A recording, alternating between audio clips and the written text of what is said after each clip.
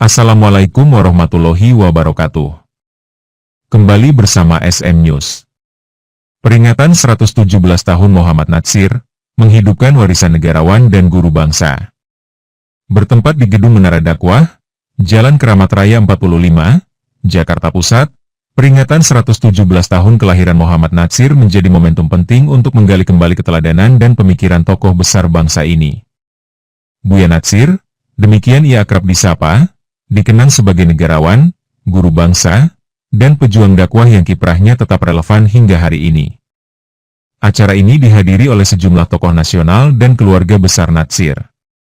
Di antaranya adalah Aisyatul Ashriyah, putri Buya Natsir yang kini berusia 83 tahun dan masih aktif sebagai anggota Dewan Pembina. Hadir pula Profesor Dr. Insinyur A.M. Saifuddin, mantan Menteri Pertanian era Presiden Habibie sekaligus salah satu perintis Ban Islam pertama di Indonesia, yang dikenal sebagai kolega dan murid Natsir. Turut hadir pula para kader dakwah seperti Kiai Halil Ridwan, Mas Adi Sultani, serta Haji Ibong, cucu dari Haji Agus Salim. Rangkaian acara tidak hanya berisi ceramah dan testimoni, tetapi juga peluncuran 2 buku penting serta pengumuman produksi film biografi tentang Muhammad Natsir. Buku pertama merupakan disertasi Dr. Lukman Masya yang mengulas perjalanan dakwah Natsir sejak masa sekolah hingga akhir hayatnya.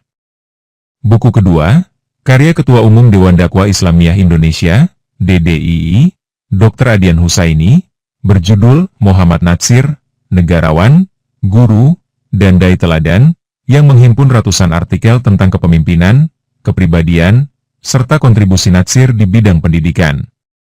Sementara itu, film biografi Muhammad Natsir yang digagas oleh keluarga besar beliau akan diproduseri oleh Ustaz Erik Yusuf. Film ini diharapkan menjadi media yang menjembatani generasi muda untuk memahami perjuangan Buya Natsir dalam berbagai dimensi, sebagai pemikir, pejuang kemerdekaan, dai, dan ayah. Figur publik seperti Arie Untung dan Irgi ikut hadir sebagai bentuk dukungan terhadap proyek film tersebut.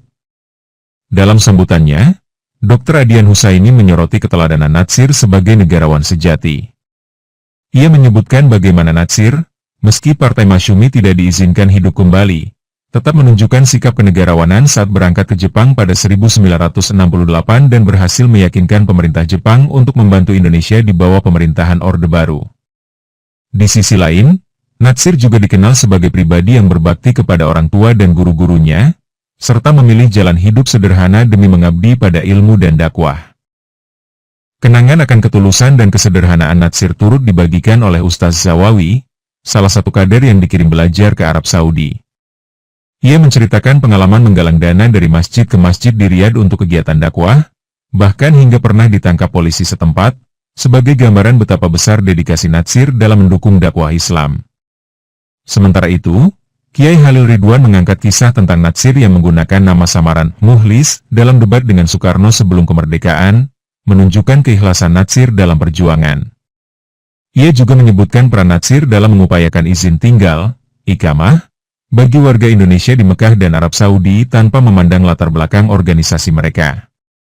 Peringatan ini juga menjadi momen keluarga Natsir untuk melanjutkan amanah sang tokoh. Aisyatul Ashriyah mengenang bahwa ayahnya tidak meninggalkan harta, melainkan warisan pemikiran dan tulisan yang tersebar luas. Untuk menjaga dan menyebarluaskan warisan tersebut, keluarga mendirikan kembali Yayasan Kapita Selekta Muhammad Natsir di awal tahun ini.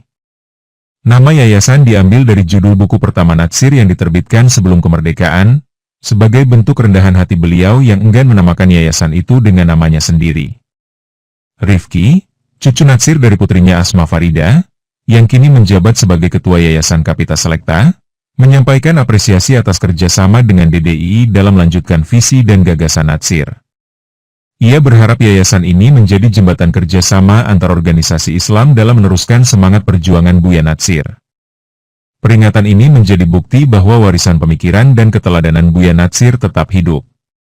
Diharapkan nilai-nilai integritas, kejujuran, kesederhanaan, kepedulian sosial, serta semangat persatuan yang ia wariskan terus menginspirasi masyarakat Indonesia, khususnya generasi muda, dalam membangun bangsa yang lebih bermartabat.